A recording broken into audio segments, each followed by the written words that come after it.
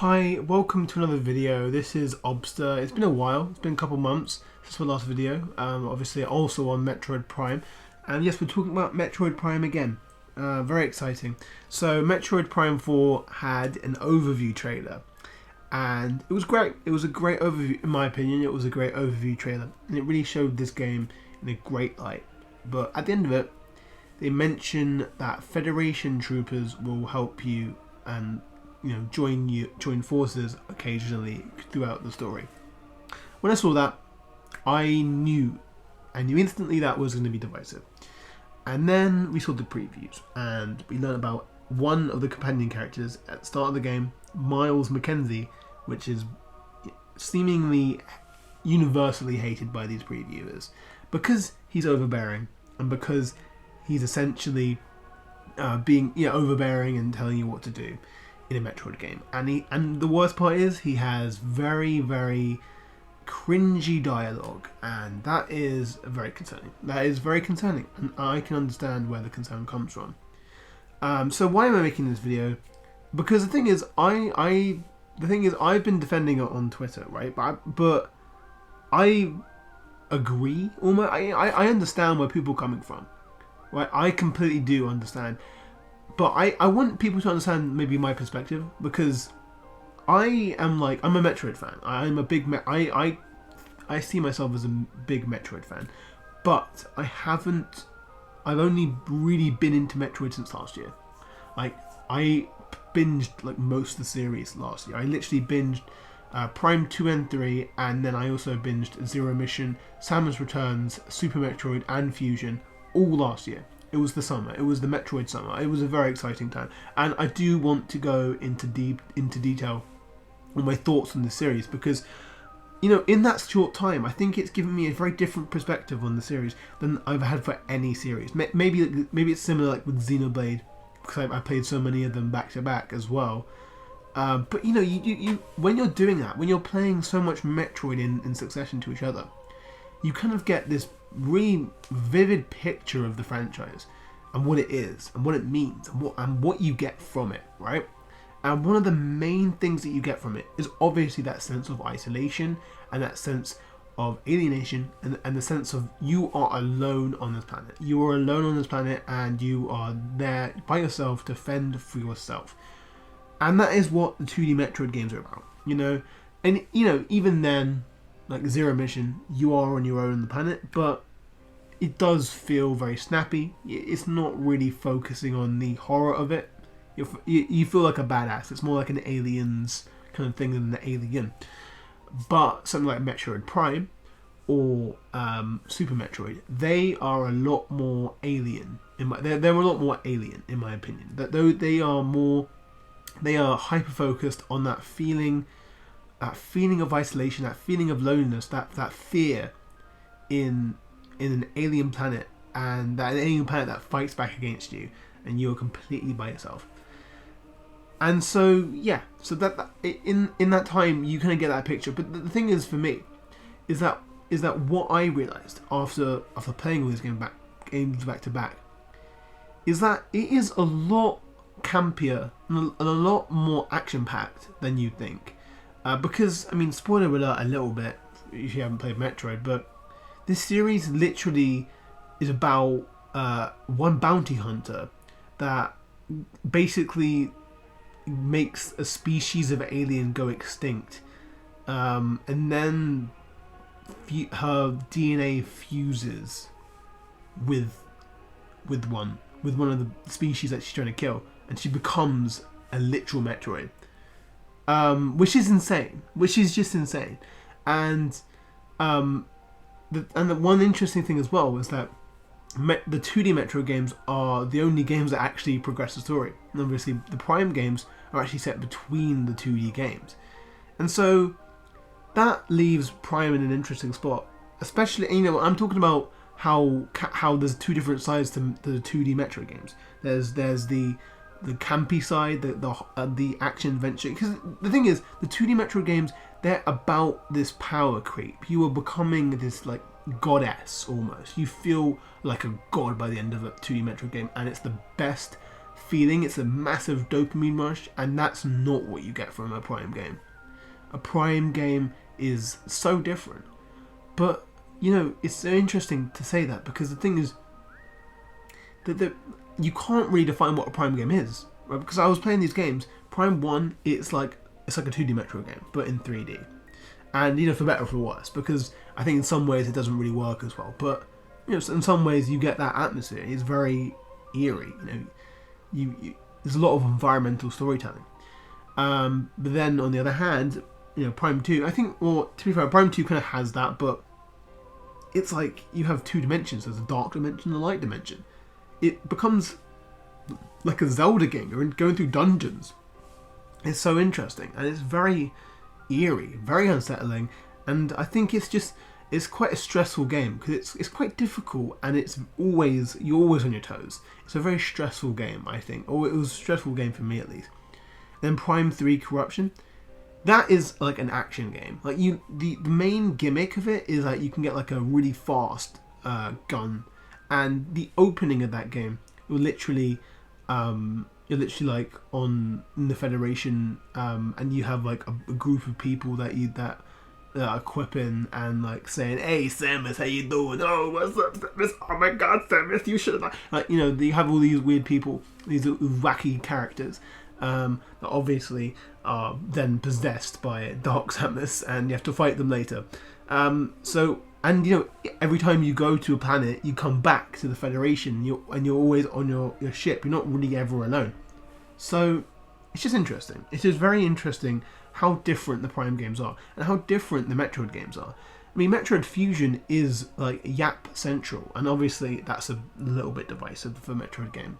It is a bit divisive, but the thing is, with all these games, that no matter how yappy it is, no matter how many characters there are at any point, no matter how technically isolated Samus actually is, there is always that underlying sense of isolation. I mean, even in Fusion, like in Fusion, there's like the X Parasite, and there's like a clone of Samus, and anytime you go into a room and it comes out, it is like the most analog horror Metroid game, and you do feel isolated. But the truth is, you are constantly yapped at. You are constantly yapped at, and you're never really truly alone. You're never really out of contact with people. And same with Metroid Prime 3. And I just think that's interesting. I think Metroid Prime 3 doesn't really lose that Metroid feel. It is very different, and it's probably the least. I think it's the least Metroid feeling game that I've played, but it still feels like Metroid, and I love the different areas that you go to in that game. So to me, coming out of this binge of Metroid, I found myself really liking that side of Metroid that's just quite campy and quite action packed. But you know, I also love that, you know, feeling of isolation, that feeling of, you know, you exploring on your own. And I wouldn't want somebody to tell me what I'm doing at all points, and that is what the Metroid Prime 4 opening area seems to do. And you know what, I can understand that concern, I really can. And you know what, it's one of those things where, like, it's also wait and see approach, because how much of the opening section is this character going to be in? I saw a clip, and it was of the humming of the music kind of guiding you to where a missile extension is. And you know, this character doesn't tell you where it is, but as soon as you get it, he's like Miles, I think I mentioned it, Miles, he literally is like, "Oh wow, and a missile expansion? That's so cool, man." You know, like some cringy dialogue like that. And yeah, you know, honestly, if that entire area is like that, then I will be concerned. I will definitely be concerned. But to me, in my opinion, I think this concept of having several Federation troopers is quite interesting. Because these are like a band, a group of Federation troopers that have essentially been trapped in the past, and so they're all trapped, they're all isolated away from the rest of the Federation.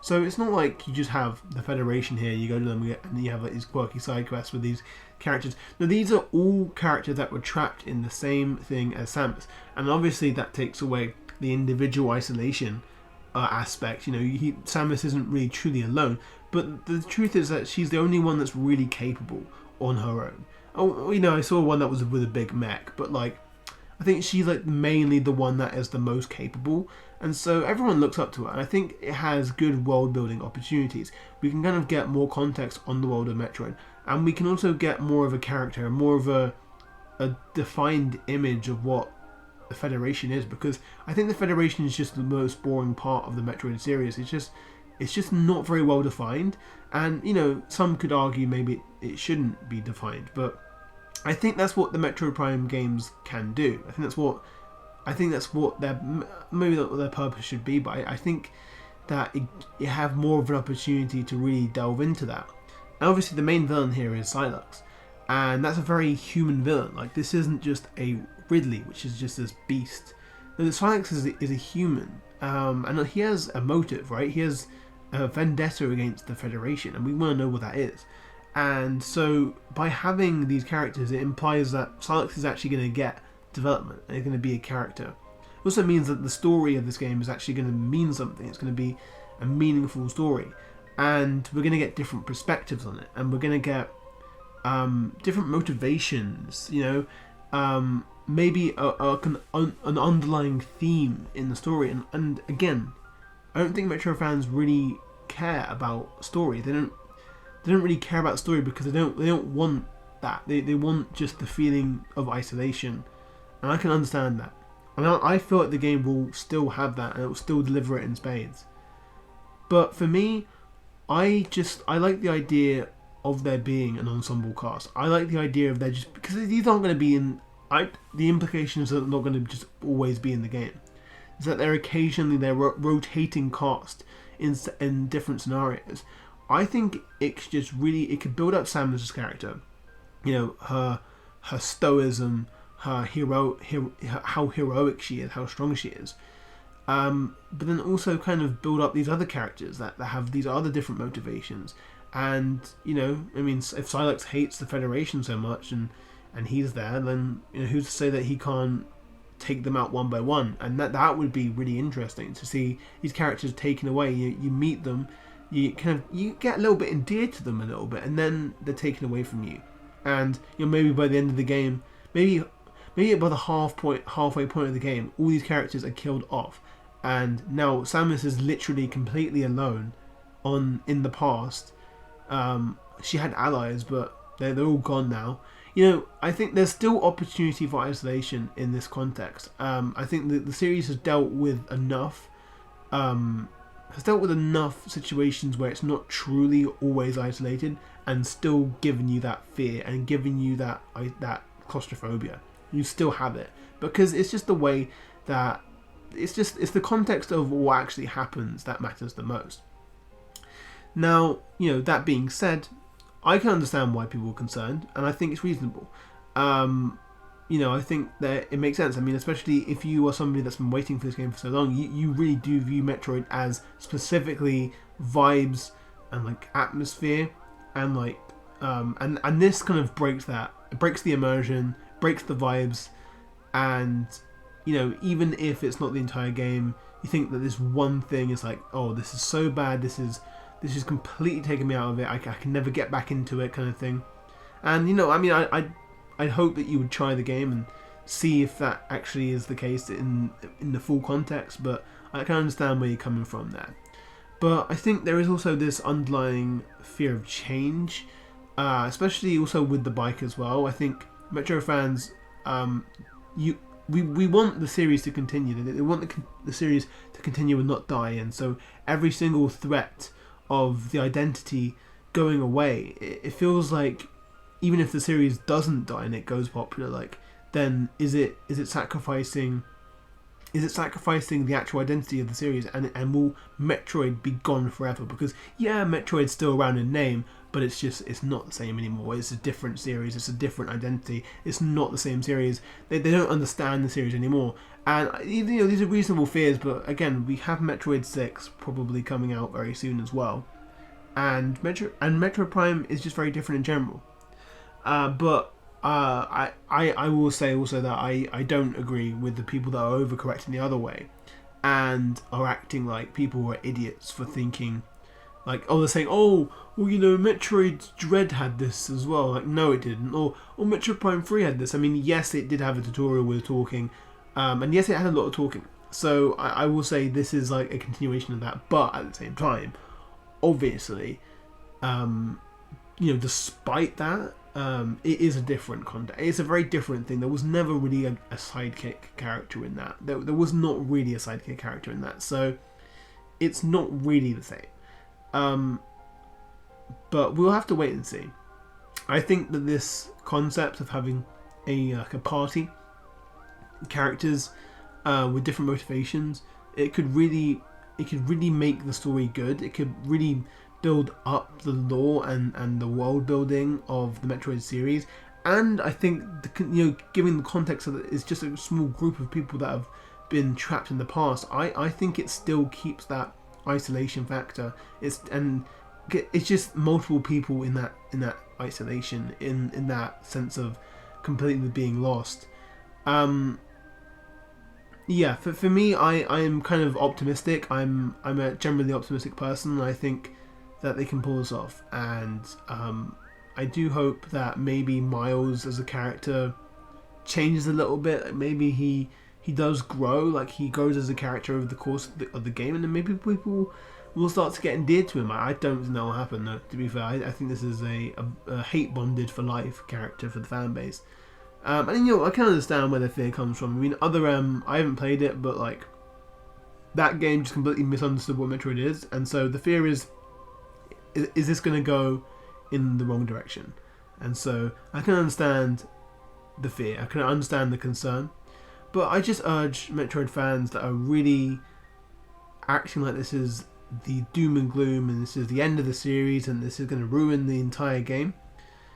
Maybe let's wait and see. Let's wait and see how it's executed, because I think if it's executed in the way that I think it could, then this could make the game, in my opinion, all the better for it. I think that each Metroid Prime game is very different from each other, and I think that this is the quirk of this one. I think it's different. It's different, and I'm interested to see what the story is like, because I never say that about a Metroid Prime game, because the story is never really a thing.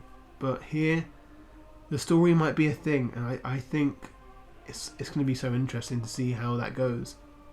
But yeah, anyway, what do you guys think? I can imagine that you probably aren't thrilled with it, but I can understand. Again, I can understand why, but I'd implore you to keep your mind open and maybe see it through, because as a new Metroid fan, as a new age Metroid fan that hasn't had to wait, I trust Retro Studios with this, and I'm willing to see new things for the Metroid series and the Metroid Prime series. I'm willing to see it go in a different direction. I mean, this is the closest we're going to get to a Nintendo game that is basically a PlayStation game, and that sounds like literal hell for a lot of Metroid fans, but for me that is interesting in and of itself. I mean, I don't think it's going to be the same as a Sony game, but like, I just think it's so interesting. I just think it's so interesting how it's gone in that direction. And I think some people will not be for that, and some people will love the series or will get into Metroid because of that. So it's so interesting. It's a very interesting topic to have. I'd be interested to see what your thoughts are in the comments below. So thank you for watching, and I'll see you guys in the next video, which hopefully will be soon. Yeah, so see you later.